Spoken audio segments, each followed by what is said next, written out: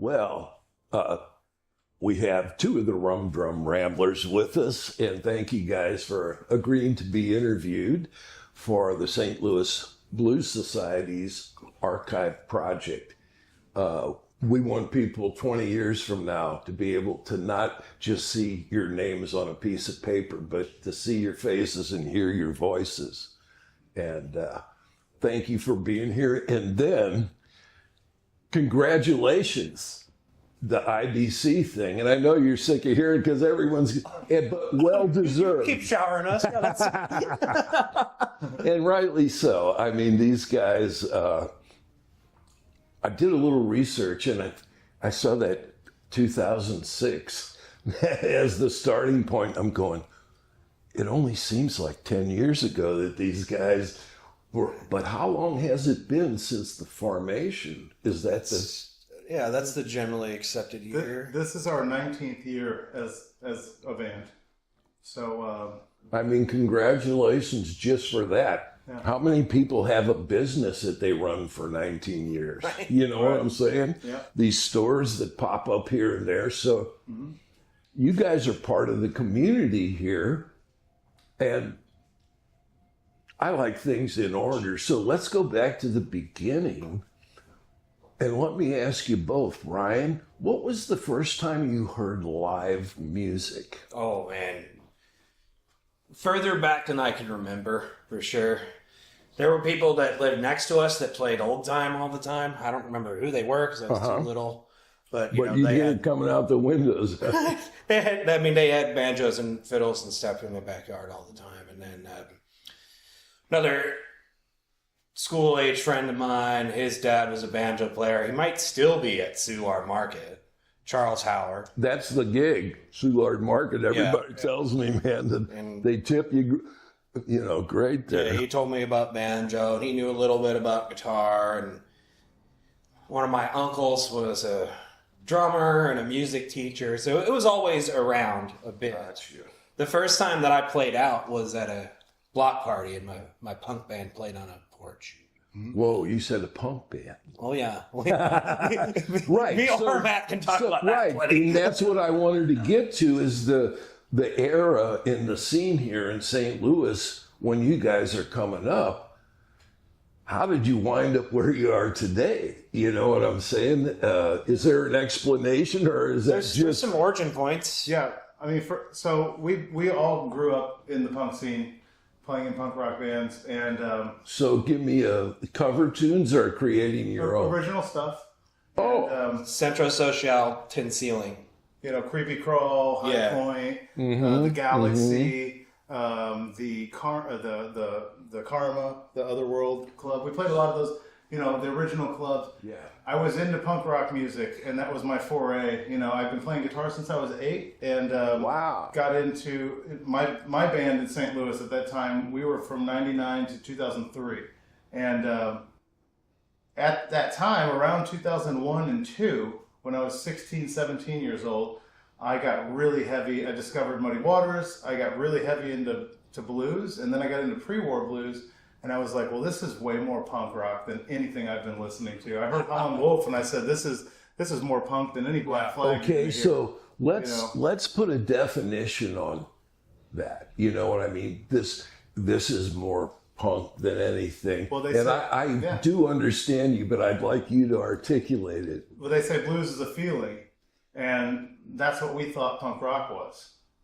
When I heard blues, I said, well, this is real struggle music. This is real folk music for the people. And this is actually expressing more real joys and pains than any of the rock and roll and punk rock and proto-punk and glam and all that. I'm kind of a musicologist. I love all kinds of stuff. But when I heard that, I was just like, it touched me so deeply that I was like, okay, I need to chase this down. And what I did when I was 16, just to get it on the record, what I did when I was 16 is I looked up Henry Townsend, and for 6 years I visited Henry every single week. There might have been a few weeks that he wasn't available, but that does not mean that he did not get a phone call from me. I was there every week, and he showed me a few things. And you just explained to me why he's so cool. that's it, man. And that's one of the things, if I could name drop real quick, that's one of the things that I have in common with brother Leroy Pearson. When Leroy, this is only 40 years before me, but when Leroy was 16, Henry was one of the first people. When Leroy Pearson got his license, Henry was the first place he drove. When I got my license, Henry was one of the first places I drove. Wow. So there's a camaraderie there. There's a passing of the torch. And I knew for a fact that I already knew about the aging punk rockers in the old school scene. Mm-hmm. It's a lot shorter of a generational gap. It could be 5 years, 10 years, 15 years, 20 years. Finding somebody like Henry and knowing that his first record was 1929, he's one of the only bluesmen to have recorded in every single era from the 20s it's to the most 2000s. Incredible. I said, I'm not going to get much time with him. And I ended wise thought. 6 years with him. And Henry passed me a lot of knowledge, and he passed me a handful of songs, and I decided this was going to be my life's work, would be, I'm 1 degree separated from Henry Spalding because Henry Townsend passed me, specifically, he passed me K-Row Blues. And I heard you play that today. You guys did a great version, too. I loved it. And I kept showing up to Henry's house and saying, do I have it right yet? Do I have it right yet? And he said, listen, he said, I never did it like Spalding. You ain't never going to do it like Townsend. So you do your thing with it and don't even try to mess with this other stuff. And that's when he gave me the okay to do my own thing with a song he passed me. But it's creation versus recreation. 100%. Like, you can pass down the information, for sure. Like, give you a structure to work within.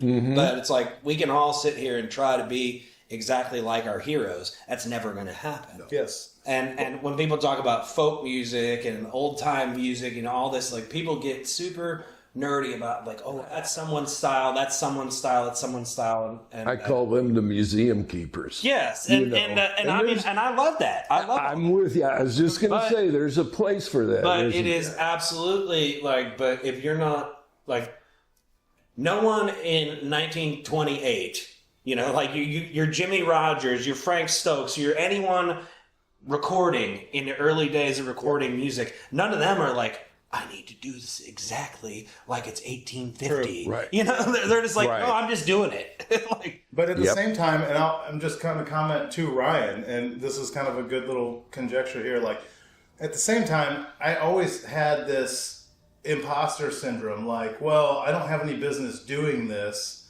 and I don't know if I can really do it. I certainly couldn't do it that well when I was 16. And that doesn't mean that John May wasn't booking me. I was getting gigs, but I had no business doing it. I was just learning. But I knew that I was in the right camp. Once Henry said, listen, it's going to be way better for you if you do your own thing with it. That was part of the story. The other part of the story was, both Ryan and I know very well a bunch of people that will play note for note, you know, a Tommy Johnson tune or this or that, the other thing. And I always really respected those, and a lot of those friends of ours are in places like New Orleans. Mm-hmm. They can sit, and we've got musicologists here in St. Louis, like TJ Moeller, who do a beautiful job of recreating the exact sound. And I always thought that was my benchmark. I need to get there. I need to do it note for note. What we called it was just like the record. Exactly. When you said, if we give him the highest praise, man, he sounded just like the record. Which is a beautiful and difficult thing. We know how hard you have to work to do that. But the thing is, I never achieved it. And I fought like hell to get to a point where I was playing like my mentors, and I couldn't do it. And what I ended up doing in the process is stumbling on a style of my own that I'm still not satisfied with. I was never satisfied with. And an entire... They'll never be satisfied with. And the audience will benefit from your search. If you get satisfied, you get stagnant. You know? But that's the thing. And then for me, it was like... And then all of a sudden, we became the darlings of our little scene. And everyone was like, we love what you do. We don't care that you're not doing it exactly this or that. And that coupled with someone like Henry saying, don't do it like Townsend, do it like you. It gave me a pass to go ahead and take it and run with it and say, well, I'm 1 degree separated from Henry Spalding. I'm 2 degrees separated from pre-recorded music in this region. And I am a St. Louisan. So this is my life's work, is to represent the early a dialect of early St. Louis roots music, and specifically early pre-war black music. And it became my life's work. I gave up everything else, and this is it. And I still play in several other bands, and I love Jamaican music. I still love punk rock. I love rock and roll. But my personal projects consist of two things: pre-war blues and post-war blues. And the emphasis for me is the St. Louis sound, which unfortunately didn't get recorded enough. It got recorded, but it didn't get recorded in St. Louis. So it got called Sun Records with Ike Turner and Kings of Rhythm. It got called Chicago with Chess Records and Cobra. It got called this, it got called that, because that's where the studios were. Beautiful thing. But a lot of those folks either lived here while they were recording or at some point spent time in St. Louis. Now, like fucking Callaway's Missourians. Exactly. Yeah. The list goes on. They're from here. It's amazing. have you seen Bill Greensmith's record label, Red Rooster? He did a lot of fabulous work. Absolutely. And I'm sure you're aware of Kevin Belfort. Hello, Kevin. That was the compliments, the book that lists anyone who so much as stopped in St. Louis for a day, let alone people and like what color socks they had. Yeah, that is the No, they're authority. great reads, and all those records that Bill did finding. Greensmith. Yeah, I don't mean to cut you off. No. I just get excited about this stuff. Greensmith, for me, Greensmith made sure that Henry's book came out. And Henry's book was capturing stories that I heard some of those stories from Henry himself. I've filled in a lot of blanks from people like Leroy Pearson, who spent a lot of time with Henry.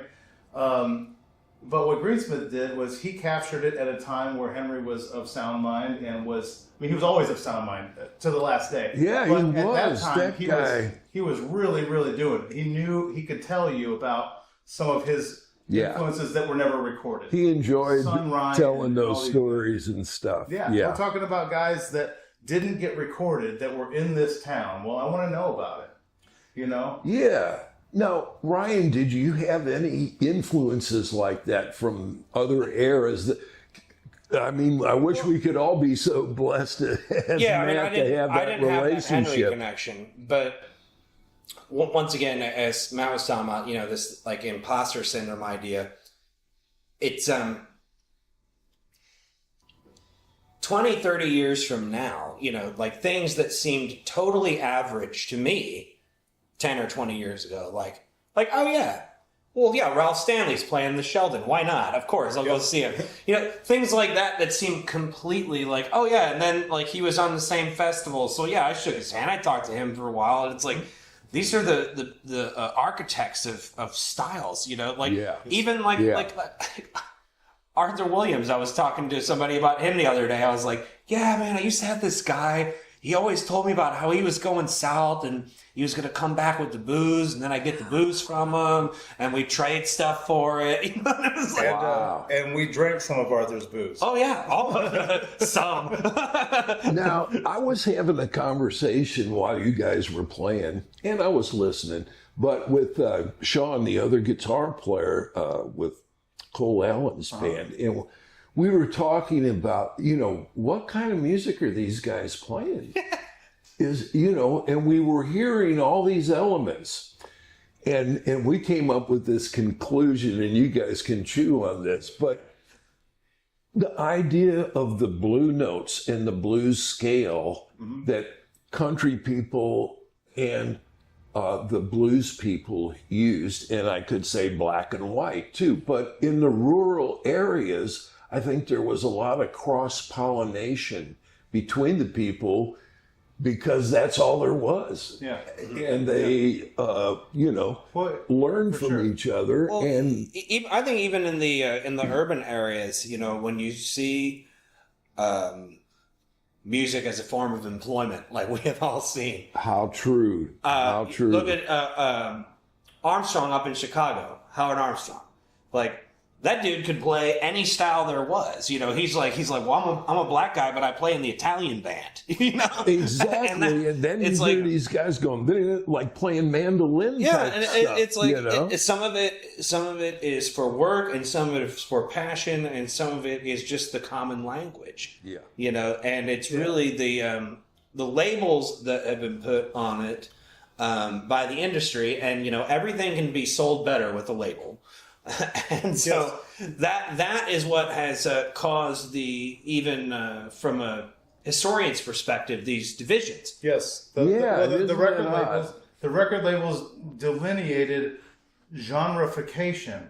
If you go before genreification, you say, well, listen, there's a recording of St. Louis's own Charlie Jordan with the Blue Yodeler, Country Jimmy Rogers.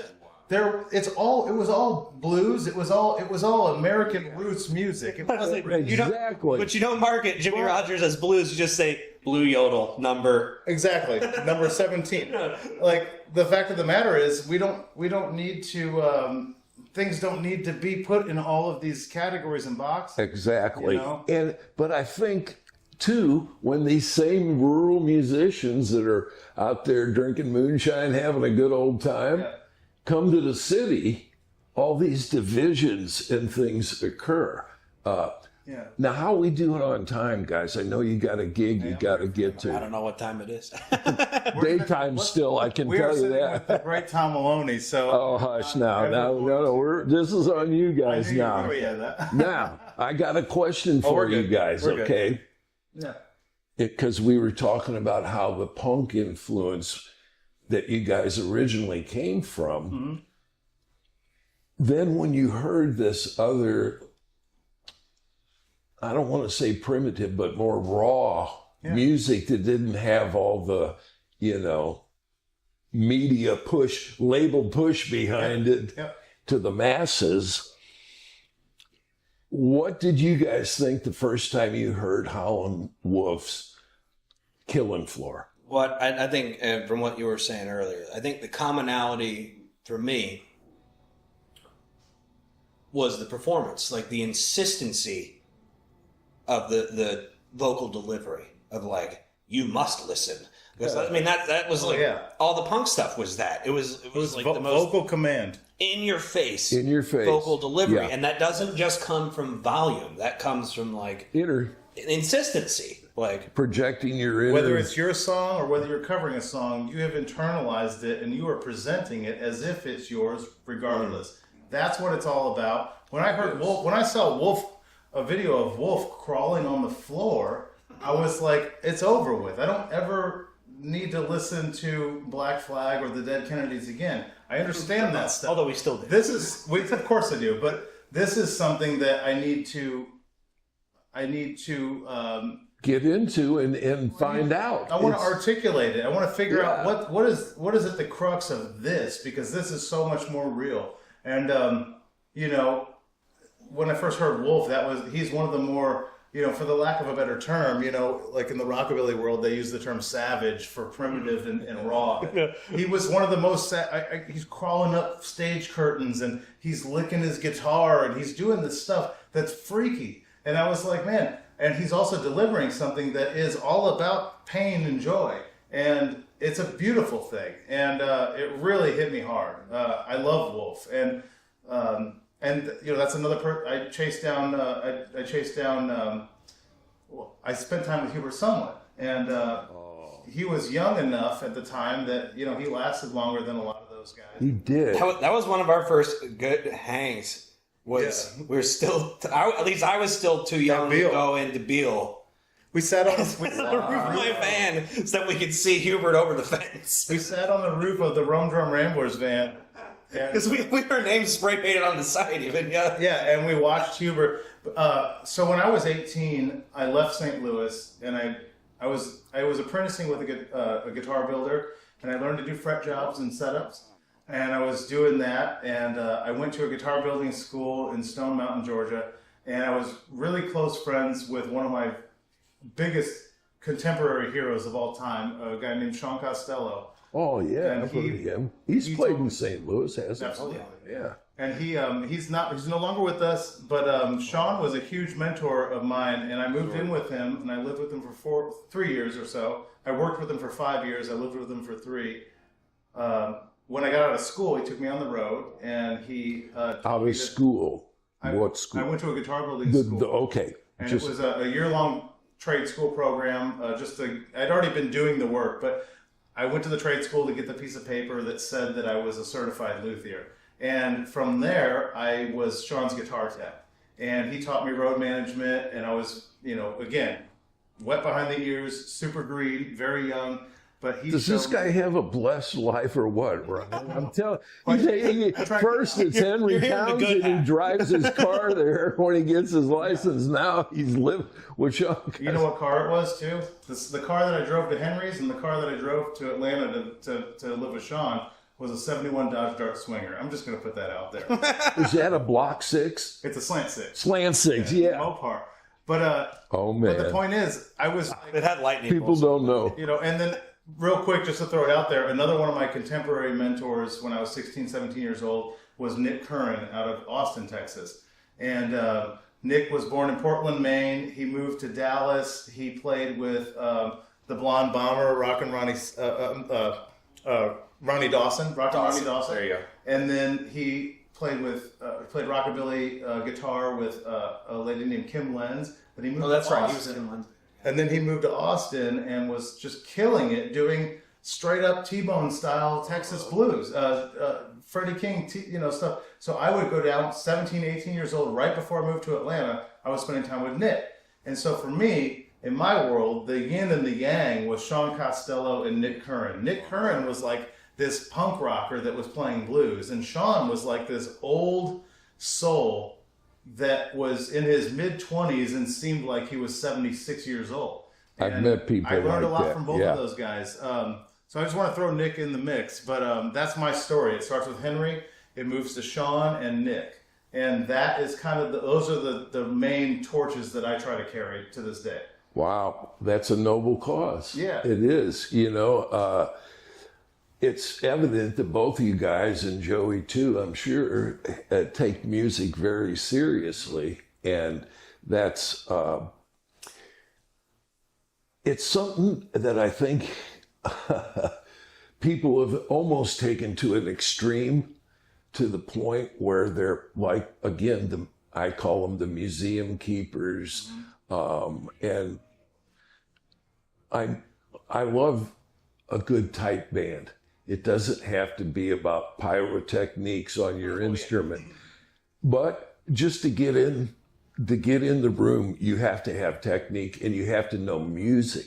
It's now, okay, I'm going to shut up about this, but what you guys are doing is so good, and I appreciate it and love you guys for doing it. I too love that music.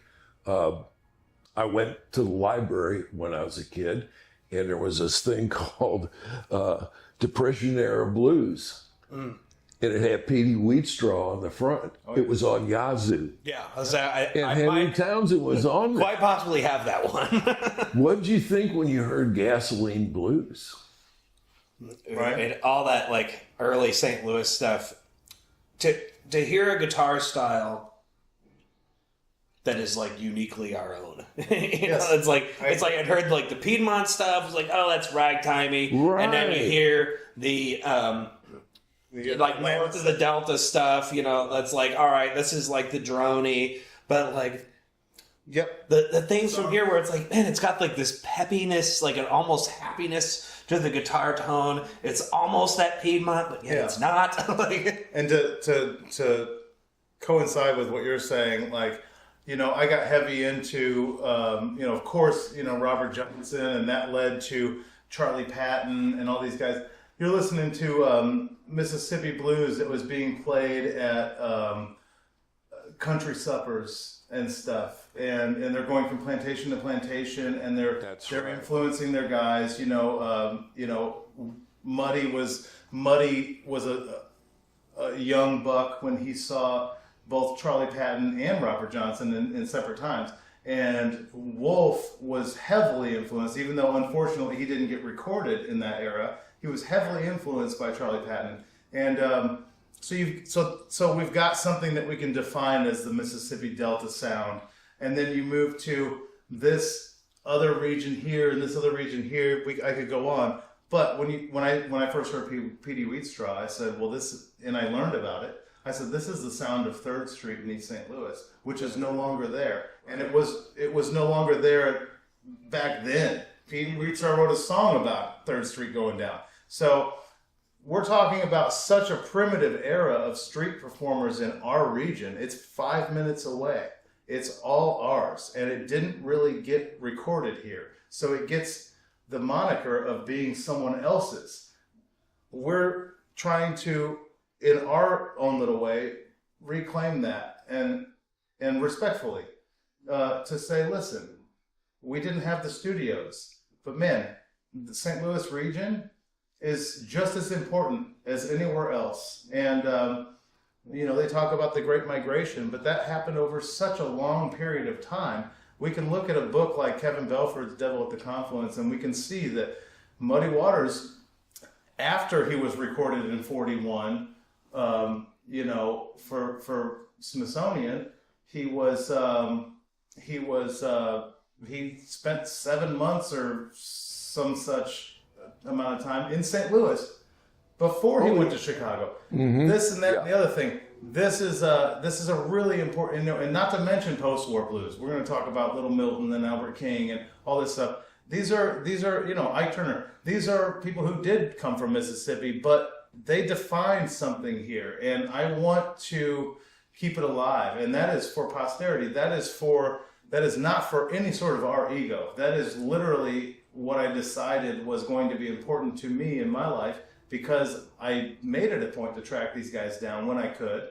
And I decided that the St. Louis region of blues and roots music, and specifically black music, was something that needed to be celebrated. And I was allowed, and I was given a pass. I was allowed to celebrate it because I'm a St. Louisan, and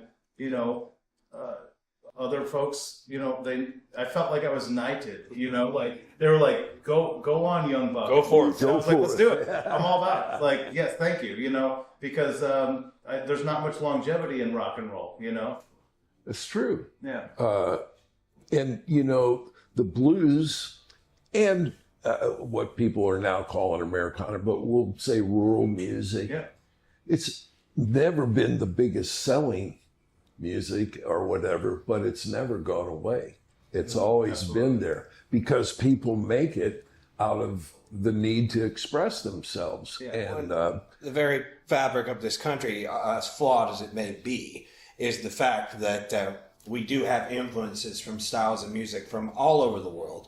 And the melding of those here is then also an influence to our modern music and now influences people around the world. Mm-hmm.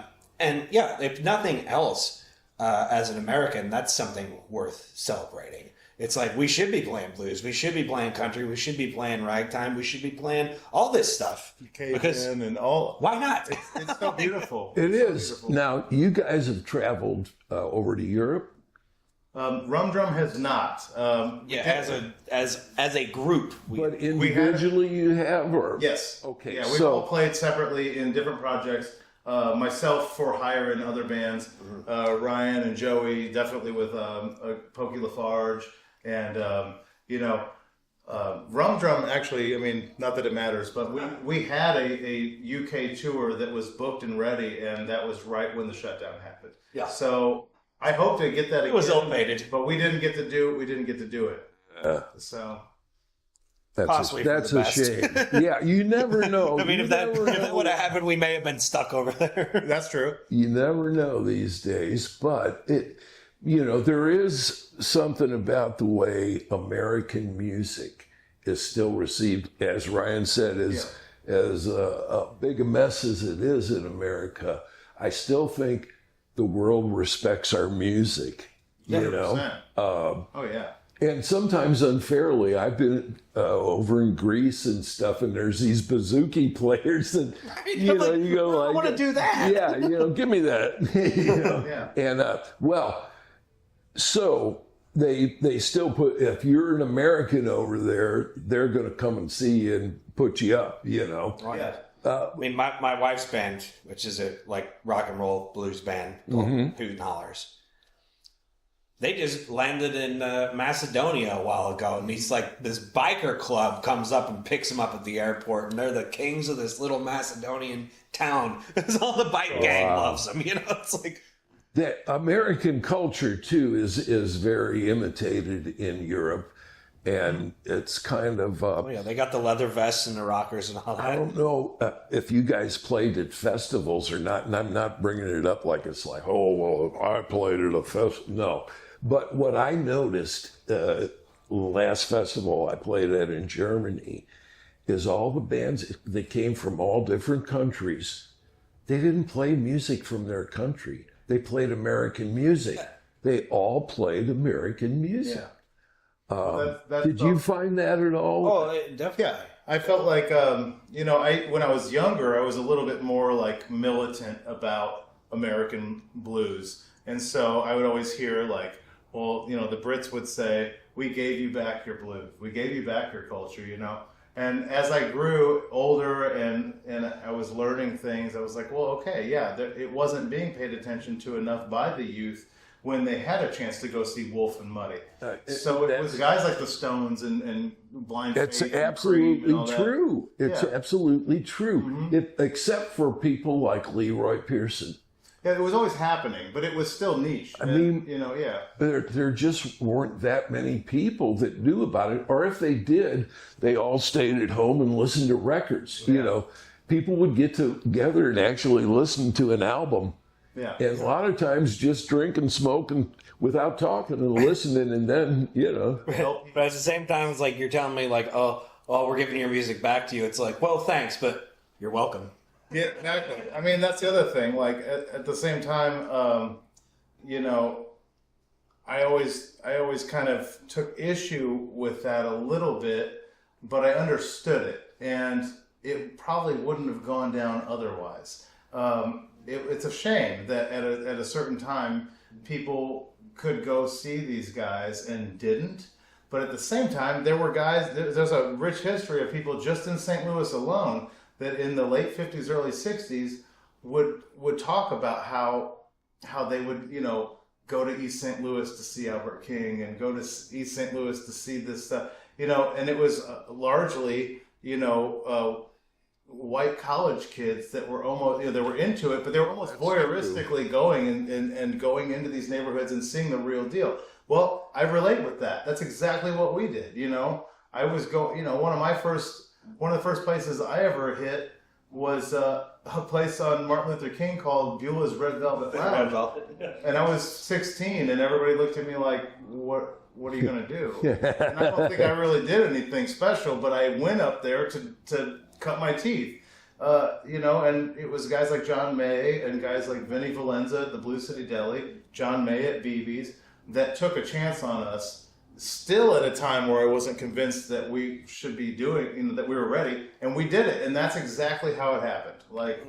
I think you guys were ready because when you hit the ground, you were running, and everybody talked about it. It wasn't like, and I can't put it all together at what time, the timeline, but was Miss Jubilee and the Humdingers coming about? I think they were about 08. Yeah, we started in 06. We started in the summer of 2006, and definitely 2008, 2009 was the first iteration. So people are going, hey, it doesn't have to be like an electric band going crazy, and listen to this music, man. It's. I mean, that's the thing. We were playing. We literally put down our electric guitars and wanted to represent pre-war St. Louis sound, and then we saw people like Miss Jubilee, and we ran, and then some years later we ran across people like T.J. Muller that were coming from the UK. Get affirmation to be here to say we're going to play the old time thing. We're going to represent jazz. We're going to represent swing and big band and this and that and the other thing. Ragtime. And we just looked at it as an entire camp, an entire family of the same ilk of like-minded kids that grew up on. We were products of our environment, and then we dug deeper, and it moved us so much that we were like, look, this is it for me, and I'll do other things, but this is going to be my medium of expression, my paintbrush. And that's what happened for me. Well, I think you guys have done a great job at it. Thank you. And you're reaping the rewards now, representing St. Louis in the music here in the IBC competition. And So excited, yeah. I think I don't like competition in music, but it happens, and you're happy for it. But just to be considered in it and stuff is kind of like the stamp of approval, I think. But yeah, like I had said, I don't mean to cut you off, but No. like to what you just said, I've said it a million times. I don't care what happens in Memphis. I'm honored to go represent our brand of St. Louis pre-war blues in Memphis. There's gonna be so many bands from all over, I guess, the world up there. Once again. But the thing is, one of my mentors, Sean Costello, he won that when he was like 16 or so, and it spawned his whole career. And he kind of taught me that, well, there's a love-hate relationship with real working touring blues bands and the blues society world. And so I always kind of stayed away from it because I was like, I don't want to be, it was kind of that Groucho Marx thing. I don't want to be a member of a club that'll have me. I also don't believe in competition in art in any way, shape, or form. We're all a piece of the puzzle. But at the same time, it was on my bucket list because of my, people like Sean, that I just wanted to go and represent what it is that we put our time into and let people know what's up and what's going on in St. Louis. Here's what happened on 3rd Street back in 1929. Here's what happened, on Biddle Street and Deep Morgan Do you in remember 1935. Johnny Shines? 100%. Okay. Yeah. So Leroy put on a show back when I was in high school. Yeah. Johnny Shines, Mississippi Fred McDowell, Yep. Big Mama Thornton, and one other artist that I can't remember. I got to ask Leroy. But I was a kid. Was it Roosevelt? No, I saw him at Graham Chapel and at BB's. But it's your interview, and I'm talking too much. But About it. He did a great thing where he would play the different styles. Like I was with Robert Johnson, and he did this song, and he'd start a song by him, then he'd say, and then this one was by Blind Blake or whoever it might be.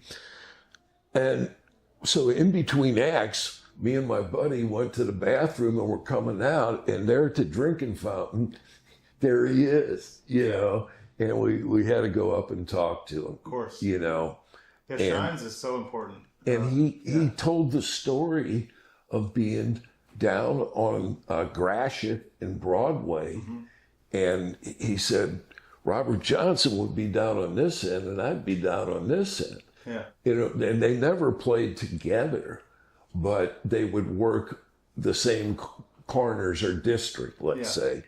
And he was, and then about, it must have been over 10 years later, he was still alive. And I played at a blues festival up in Des Moines, Iowa, with Johnny Johnson, and he was on before us, and I got to go over and shake his hand and say what an inspiration he was. But there's another guy, Mississippi Fred McDowell. 100%. Oh my gosh! Oh my goodness! They talk about hill country blues, and a lot of people associate the term hill country blues with Mississippi, but it's a Tennessee sound, and the original "Shake 'Em On Down" was recorded by Fred McDowell, and he defined the entire Fat Possum Records sound and all of this stuff. Everybody, he's so important, and you're talking about a guy that really wasn't, a regular old right, Buddy who had a whole Festival. catalog from the 20s or anything. He's really just a time capsule of the most rural sound that you could find from anywhere in the region of Tennessee, Mississippi, Arkansas. Have you heard any of the Bonnie Raitt stories about Mississippi Fred McDowell? Yeah, in fact, it was Leroy that made that connection. Okay. Leroy was dear friends with Fred, and Leroy was dear friends with Bonnie. I'm sure. And, that's how that all happened. And the thing where they had to call a gas station to get in touch with them. Yeah. That's where he worked. Yeah. And that was the only place you could, at that time, before he was in the rediscovery era, that was where you could go hear him play. He was in the back room playing his guitar. And, Leroy spent a lot of time going down there and spending time with Fred. Fred was a beautiful soul. I've gotten a lot of stories from Leroy about him, and he is, one of these guys, one of these real kind of, he wasn't a lesser known character. He's in the pantheons of all this stuff, but at the same time, he was not your he was his own artist, his own person. He had his own little place in history and his own style, certainly, which was incredible. Yeah. But let's get back to St. Louis now. Let's do it. So, you guys, for the future, what is it that you guys are chasing after? What is your happiness, with the joy of playing music and the music business? I think coming back to what we were saying about going to Memphis earlier, I don't care about what happens in Memphis in the sense of whether we win or lose. But why I do care about what happens in Memphis is that it's an experience that you can't just buy your way into. It's not many people are going to be able to say hey, remember that time that we were in Memphis and there were all these bands from all over the world and we were all on Beale Street, all doing this craziness, and that was 5 days of our life. That you can't just sign up for that, Right? And that's what comes down to, music as sustaining the mind, body, and soul over just the career is having experiences. It's I chase the experience more than the fame or money or anything like that. Yeah, and I would add to that anything that I ever thought I was going to try to do, the way I wanted to try to play, the way I wanted to play, what I wanted to achieve with my playing, what I wanted to achieve with my music, all of that stuff, I never, in my mind, I did not achieve it. And it was our community that said, no, you are ours.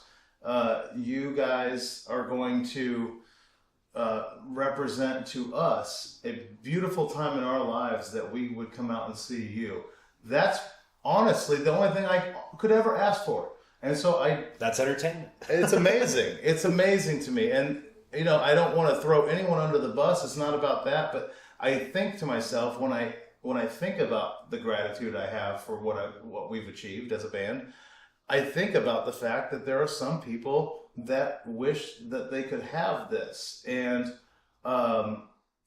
that makes me even more grateful because it happened organically. It happened. It happened despite the fact that I'm not satisfied with it. It happened despite the fact that I never felt like I could really do, I wanted to be a head cutter like Sean Costello and Nick Curran and these guys. I saw them and I said, I want to do that.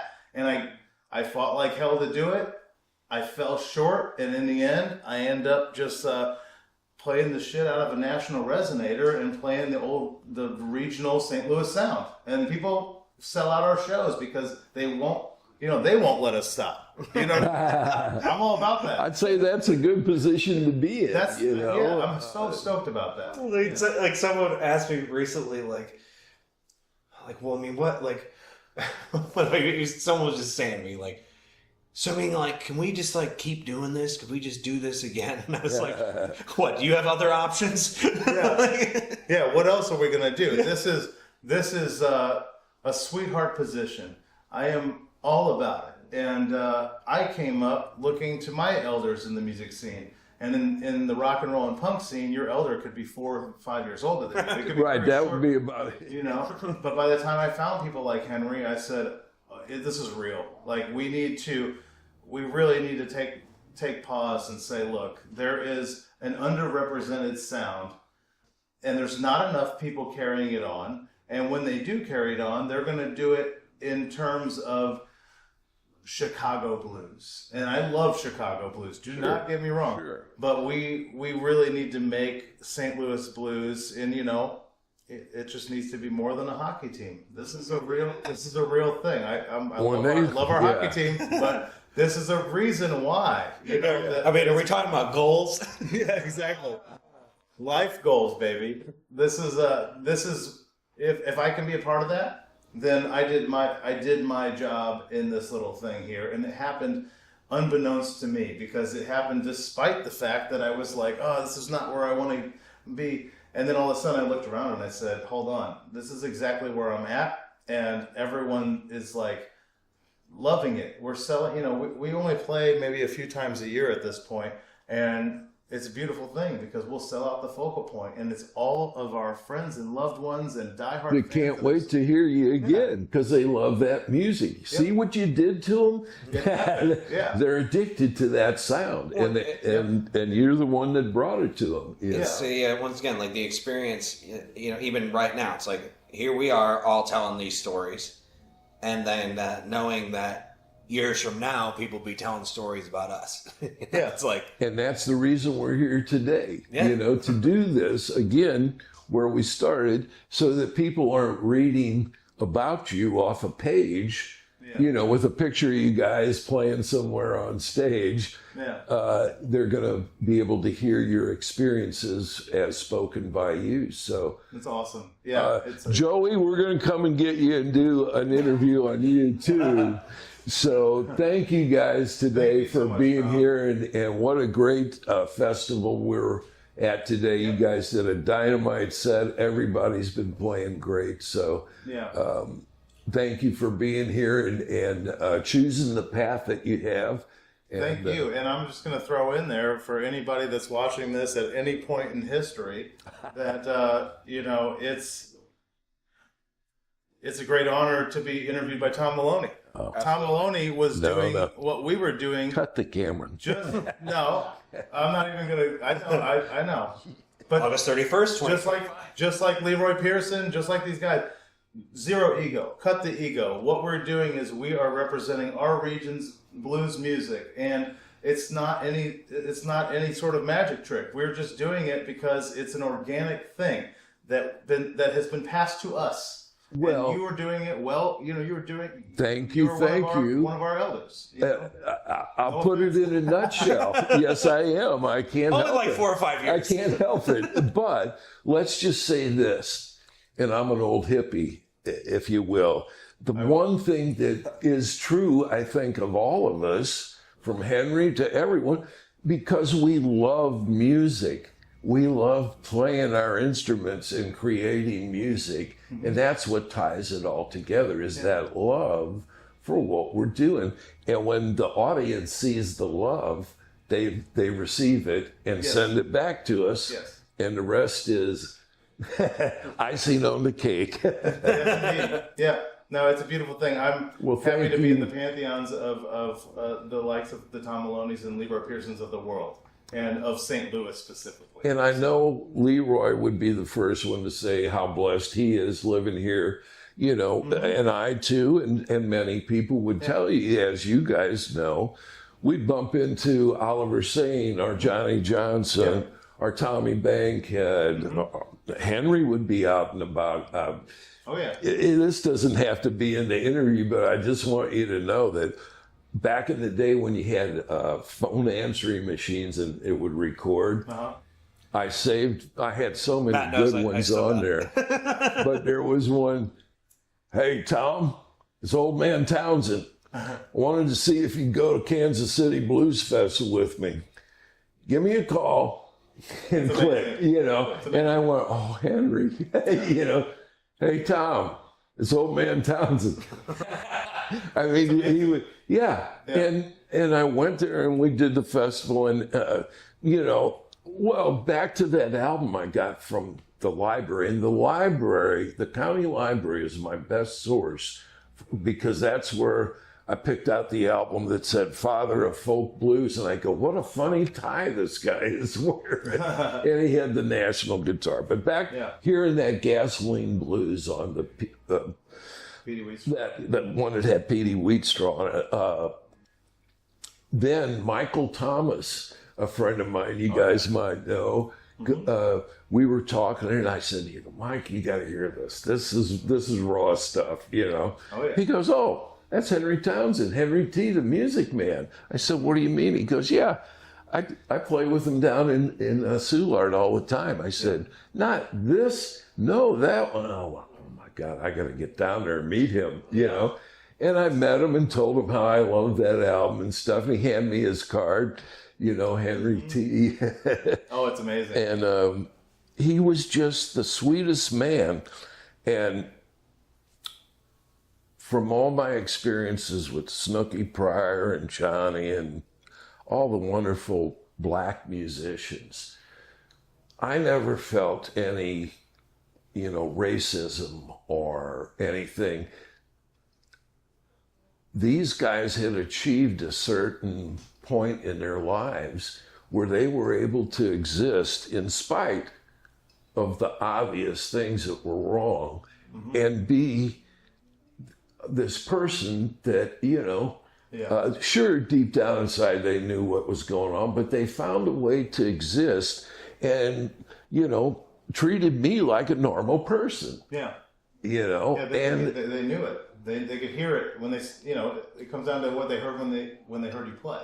Well, I mean, just like talking about Howard Armstrong in Chicago, it's like, at some point, it's just like, well, we're all in this together. Okay. Right. And what do you need me to play? Let's do it. And then, too, and I know you guys probably have experienced this, is there's certain repertoires that you get, like these guys from a certain era are going to play these 10 songs. Other ones, too, but everyone would do, what's Henry's song that he wrote, Every Day I Have the Blues. I mean, that's probably one of the most recorded blues songs. That's what's so amazing. I mean, we could do this whole thing about Henry, but what's so beautiful about Henry is I jokingly call him the Forrest Gump of the blues because he pops up in all these really important pieces of the timeline. Yeah. St. Louis's Sparks Brothers, 1935, record a song called Every Day I Have the Blues, which becomes, one of the most, you'll hear that any night of the week in Chicago.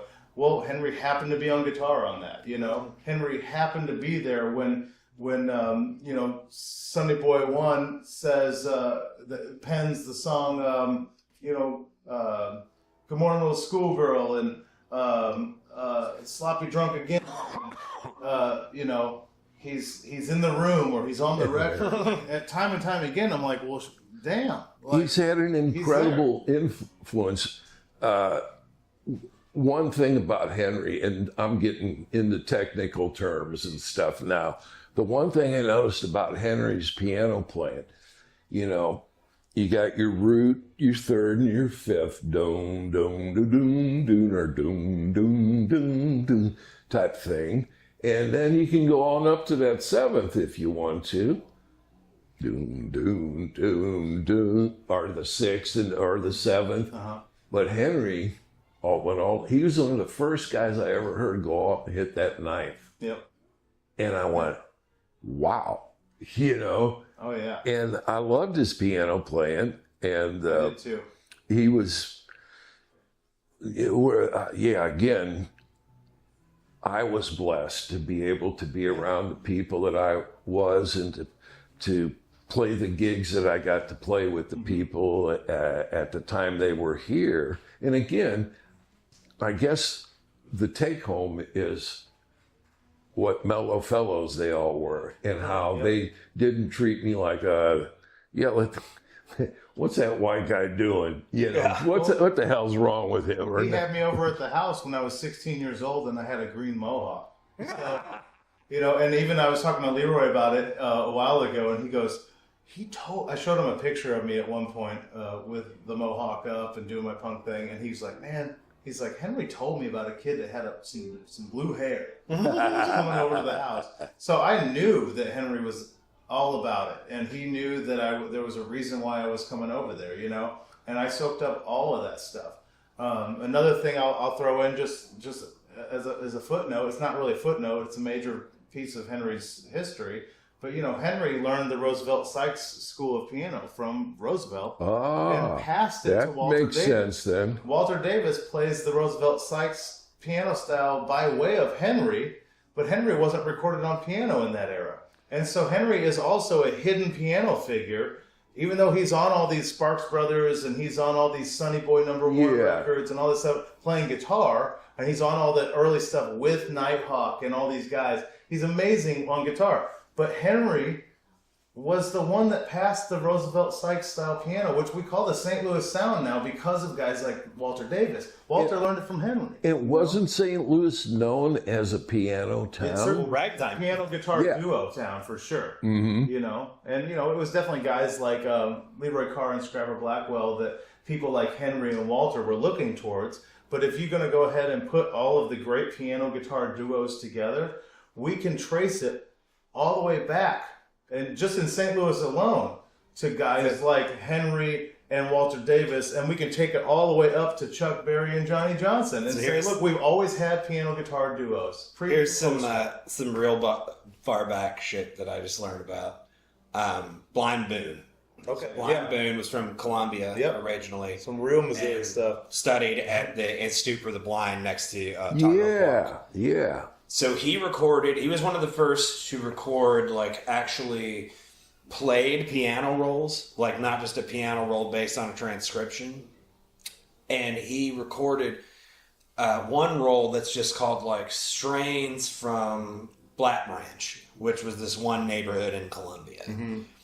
And in that, there is melodies reminiscent of, like, Lay Me Down Pallet on the Floor, like a handful of these old blues tunes, to where it's like, shit, like, these melodies are coming through St. Louis circa, like, 1895. Oh, yeah. You know, it's how far back it goes in this region. Who knows? Who knows? And thus, like, so of course it's established as a piano town, because some guitar player is like, oh, Let Me Down Pallet on the Floor, and some piano players like, oh, of course I know that. Like, Boone did that. And that's another thing I was going to piggyback off of what you were saying. It's Henry learning the Cairo blues from Spalding. Henry Townsend learned it from Henry Spalding. When Henry Spalding recorded that, and I believe 1929, the B-side was called Biddle Street Blues, which is, of course, about Biddle Street in St. Louis. I think he only made 2 sides. But we're talking about a guy who recorded in 1929 who is already very old. We're talking about a dialect and a sound that does trace back to pre-recorded music. Then Henry talks about people that he learned from, like a guy named Son Ryan, never recorded. We only have Henry's word on that. We're always talking about, if I can trace it back to the source, we're always talking about something that is only the lore of this sound. And so when I play a song like Cairo, I really do feel like I'm playing one little guitar riff that represents our region, or even from the Cairo, Illinois area all the way up to St. Louis, the Mississippi region of our area, of a sound that is the ghost of a sound. It's heavier than just, you listen to this 1929 Paramount record. It goes back to 1885. It goes back probably further than that. We don't know. Well, that's the rolls that Blind Boone did. Yeah, he was already piano rolls, 50. Piano, and piano rolls were a great way to trace down a sound or a dialect, a colloquial. Also, it's even more twisted on piano rolls. Sound piano rolls were the first overdubs. Because after you recorded a piano roll, you could add things in. Yep, and that was something that I read a conversation that people had with Joplin, because like, people are trying to figure out, like, how did he do it? Like, that's impossible. It must have been like they punched extra holes, and then like eventually they ran across someone that had heard Joplin play, and they were like, no, like, that's not how he wrote it, but that's how he did it. Yeah, and it's all we have. Like there are piano rolls. Once again, just word on some dude that saw him one time. Yeah, and Right. but you can take a piano roll and you can say, well, here's a piano roll that is as close to the living Joplin that we can get. Mm-hmm. So let's have that conversation. I want to go back to the source, and I don't want to be. It's open dialogue. I'm not trying to claim the subject. I'm not trying to dominate the subject. I just want to go back to the earliest thing that we can find and have the conversation based from here. Not from anywhere over here, but from here. And that's all we can do in St. Louis or in this region because we don't have a lot of recordings. I, too, like chronological order. Yeah. It explains why things, and you see the progression and in hindsight. So, guys, I love you guys being here talking. I'm going to try. I gotta go set up a PA on a boat. I want to do another one of these. Exactly. Hanging out with Henry and Oliver Sane and Johnny Johnson. Right. And, like 100%. I appreciate the St. Louis Blues Society for even considering our stories as a piece of history, because all we're doing is considering everything as a piece of history here. Well, and anyone who hears this, I would highly suggest that you get these, the Rum Drum Ramblers CDs or download or whatever format you can find them on. And if you got an LP, hang on to it. They're extremely Listen rare. to these guys because they're keeping the things alive and doing it their way, and it's a beautiful thing. So, hallelujah. We'll see you later. Much love. Thanks, guys. Thank you, man. Yeah.